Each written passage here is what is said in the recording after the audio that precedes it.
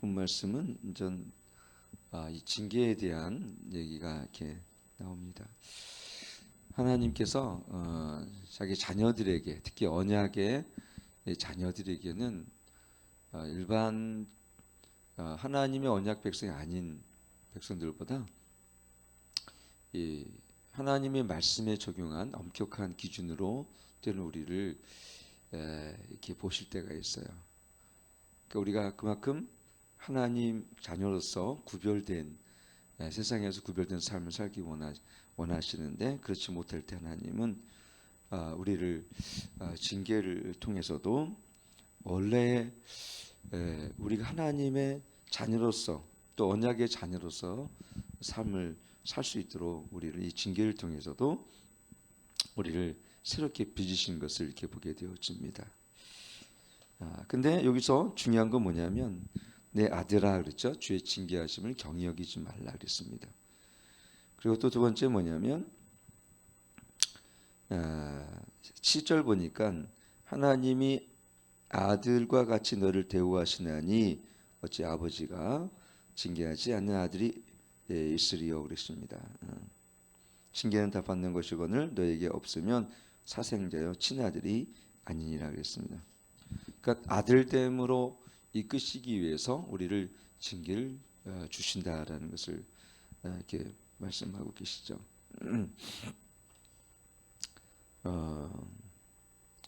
결국은 그 징계의 목적은 뭡니까? 우리가 하나님이 우리 징계를 하시는 이유는 사랑하시는 아들 때 우리를 사랑하기 때문에 징계를 하는 거고, 그 징계의 목적은 하나님께서 원래 우리를 의도하신 목적대로 우리를 회복하시기 위해서 징계하신다는 것을 이렇게 보게 되어집니다.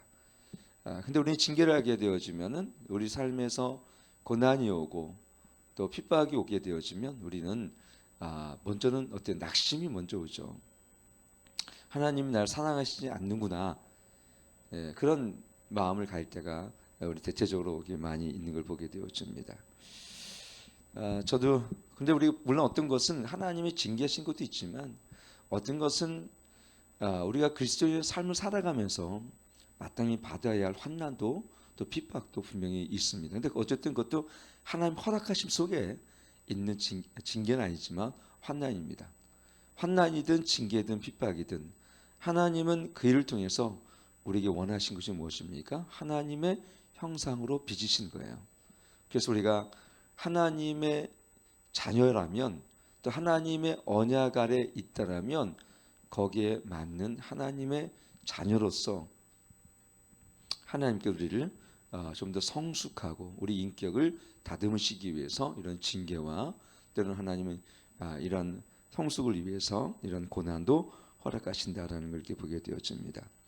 고린도후서 12장 7절에도 보면 우리가 잘 아는 말씀이지만 여러 계시를 받는 것이 그렇게 크므로 그랬죠. 너무 자고하지 않게 하시라고 내 육체 곧 사단의 사자를 주셨으니 이는 나를 쳐서 너무 자고하지 않게 하려 하심이라 그랬습니다. 여기 보면은 바울은 계시를 받은 것 지극히 크다. 그러니까 바울이 은사도 능력도 참 많이 받았잖아요. 남들보다 첫째 하늘, 둘째 하늘, 셋째 하늘. 그러니까 말할 수 없는 하나님의 주시는 그 경륜과 또 하나님께서 그 하나님의 나라의 그 비밀들을 누구보다도 바울에게 많이 계시해 주셨기 때문에 그렇게 되어지면 우리는 어떻게 돼요? 사실은 교만해질 수가 있습니다. 은사를 받은 사람들이 처음에 겸손했다가 은사가 힘있게 드러나고 나타나잖아요. 그러면 교만해지는 경우가 종종 있습니다. 진짜 있습니다.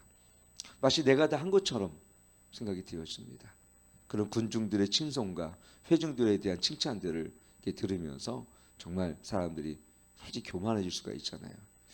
제가 목회자로서 늘 기도하는 것 중에 하나가 가장 많이 단어 중에 하나가 하나님 오늘도 겸손하게 하소서. 그래서 겸손하게. 내가 주님 예수님의 겸손과 온유를 제가 배우게 해달라고 이렇게 기도를 많이 합니다. 왜냐하면 조금만 우리는 하나님이 우리를 성장시켜 주시고 또 조금만 우리가 이런 영적 성숙을 통해서 이루어지는 열매들이 있으면 마치 내가 한 것처럼 이렇게 사람이 교만해질 수 있거든요. 인간은.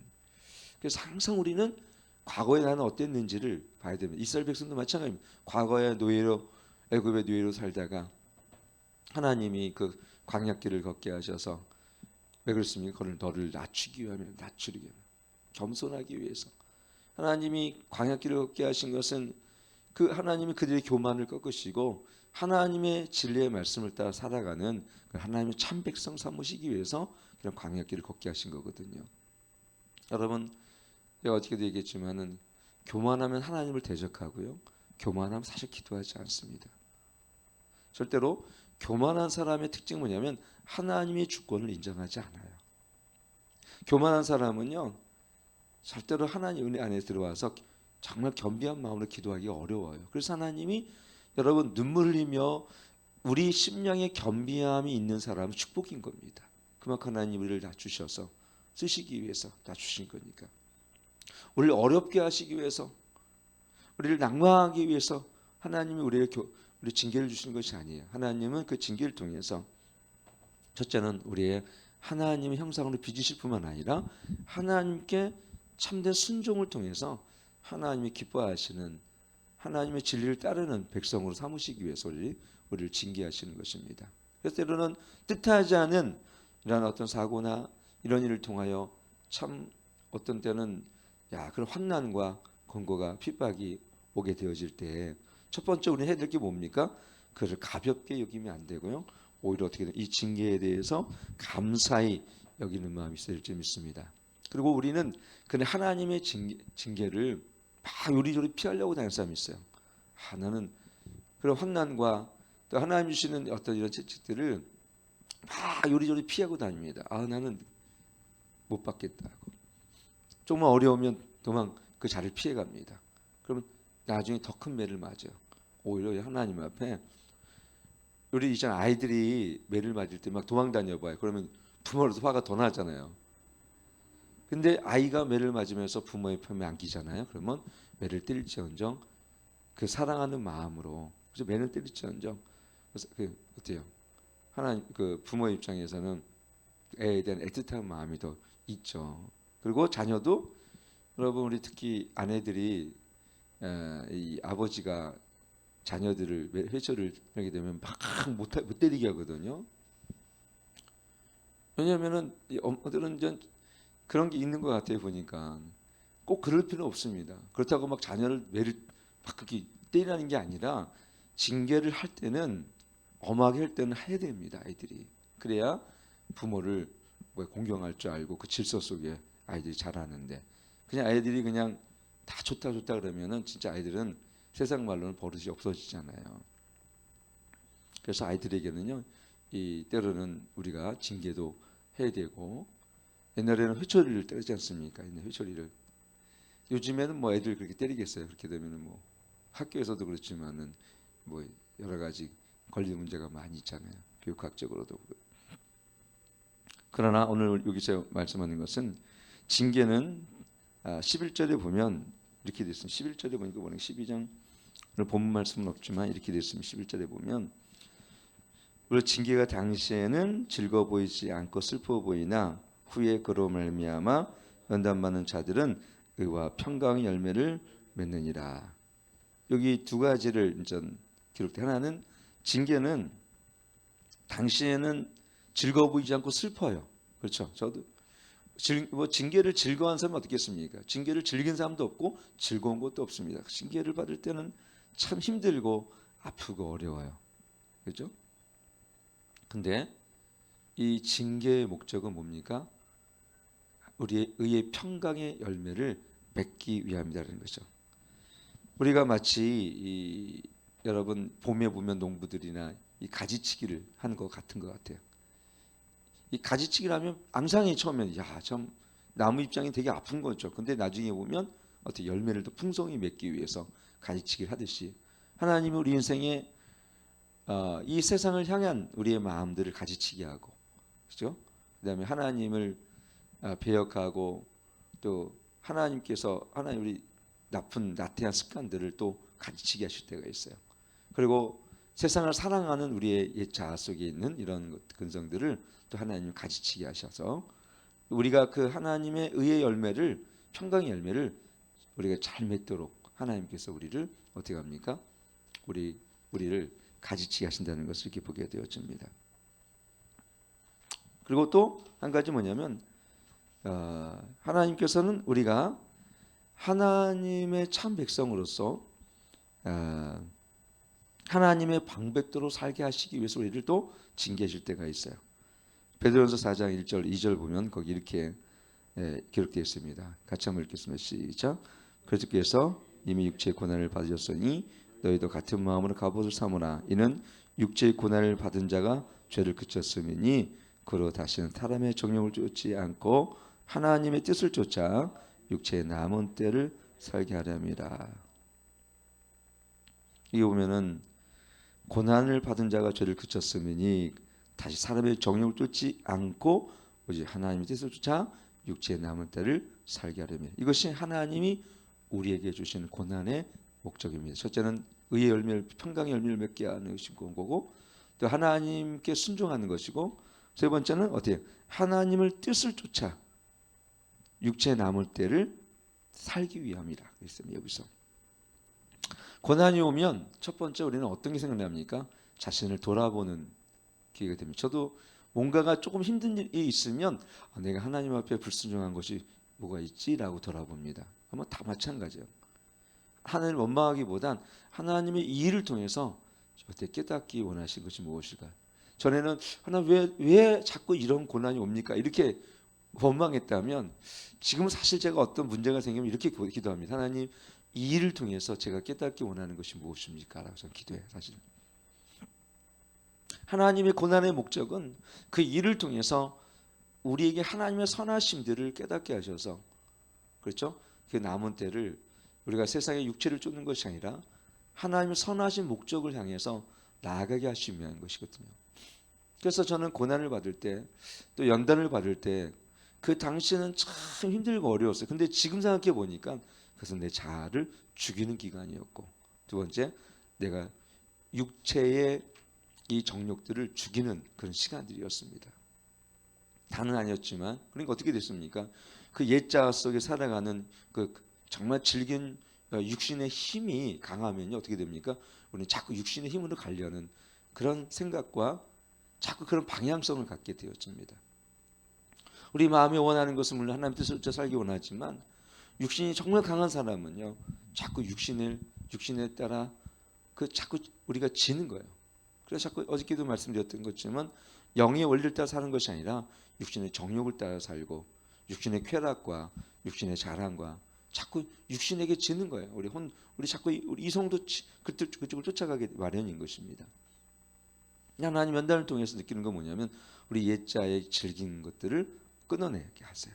고난을 통해서 많은 사람들이 고난을 통과하면서 좀 힘들지만 나중에는 욕과 같이 정금과 같이 되어지고 또 나중에 그들의 고백은 뭐냐면 육신이 점점 겉사람은 후패하지만 속사람은 강해진 걸 느끼게 되어집니다. 이것이 하나님이 우리에 대한 징계의 목적이에요. 옛날에는 겉사람은 살아갑니다. 그게 뭐냐면 육신의 힘을 살아가는 거죠. 그러니까는 쾌락적이고 감각적이고 그렇죠?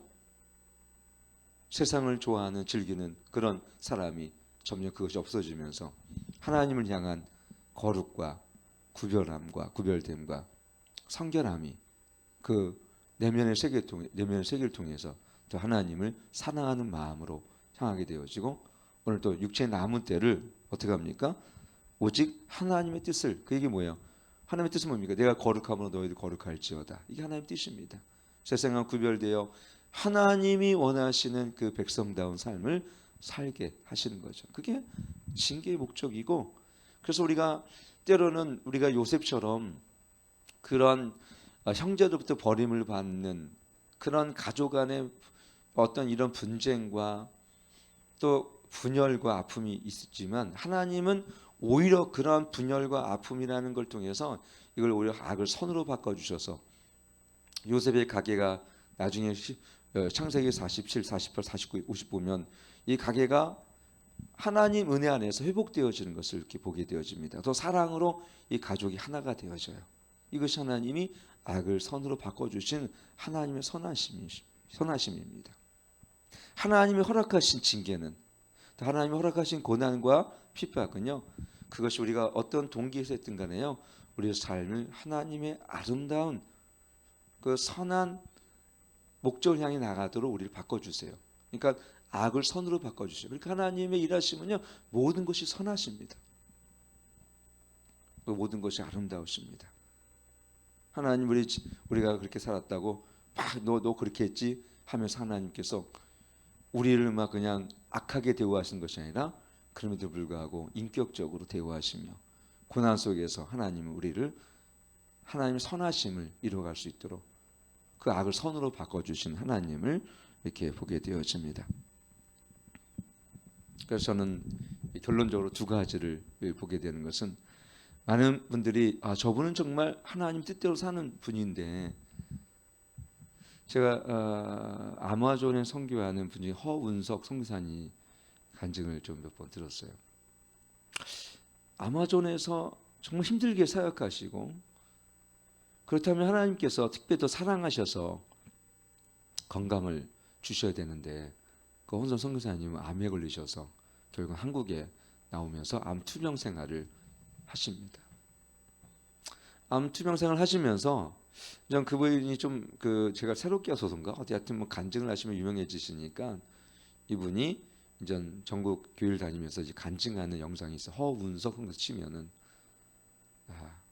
이분이 참 간증하면서 하나님과의 그런 애틋한, 마치 딸처럼, 딸과 마치 모녀지간 또는 부녀지간처럼 하나님과의 그런 어떤 이런 좀 이렇게 친밀한 관계들을 자꾸 이렇게 표현하는 그런 말투를 제가 보게 되었습니다. 힘드신 가운데, 너무너무 힘든 가운데 간증을 하고, 암이 말기니까 얼마나 힘드시겠어요. 그걸 보면서 하나님은 이렇게 사랑하신 자를 저렇게 하나님의 뜻대로 이렇게 삶을 살아간 자들에게 저런 고난과 때로는 힘든 질고를 주셨을까라는 것을 보게 되었을 때, 근데 나중에 이걸 저는 이렇게 하나님은 우리를 아름다운 조각가처럼 우리를 조각하시는구나, 우리를 조각하시고 조율하시는구나, 그걸 느꼈어요. 그분이 나중에 그 항암 치료라든가 그걸 견뎌내시면서 더 점점 그분은 자아가 부서지고 육신의 힘이 줄어들면서 그 안에는 영의 힘으로 살아가는 걸 이렇게 보여지고, 그러면서 그는 오직 하나만 남더라고요. 하나님을 사랑하는 힘으로 살게 되더라고요. 그것이에요. 하나님 우리에게 바라시는 것은 이 고난을 통해서 육신의 힘을 죽이고, 하나님이 그분이 나를 토기장이가 되어 주셔서 나를 빚으시는 그대로 내가 하나님의 형상을 닮아 이 마지막 순간에는 어떻게 그 영광이 나를 통해서 하나님께 영광이 되게 하시는 거죠. 그래서 살아도 주를 위해, 죽어도 주를 위해 우리가 사나니, 그렇죠? 죽어도 살아도 주를 위해, 죽어도 주를 위해 그 영광을 살아가는 그 모습을 하나님 우리를 이렇게 변화시켜 주시는 것입니다. 나중에는 그런 사람은 고난이 두렵지 않아요, 사실은. 그리고 그 속에서 하나님의 기뻐하신 뜻을 따라 살아가는 것이 가장 큰 선한 목적이 되어집니다. 이것이 고난에 우리 하나님이 징계를 하시는 목적입니다. 하나님은 우리를 때로는 이렇게 조각하십니다. 조각가처럼. 근데 깎이고 다듬어지는 그 모습에 우리는 얼마나 아프겠어요. 근데 나중에 보면 우리는 아름다운 형상으로 빚어져 있다는 것을 이렇게 보게 되어집니다. 여러분, 고난을 기뻐하시고 오히려 하나님의 징계를 가볍게 여기지 말고 아들이기 때문에 나를 빚으시구나, 이런 생각을 가지고 올 하루도 하나님은 항상 선하심을 기억하시며 살아가는 저와 여러분에게 축원합니다.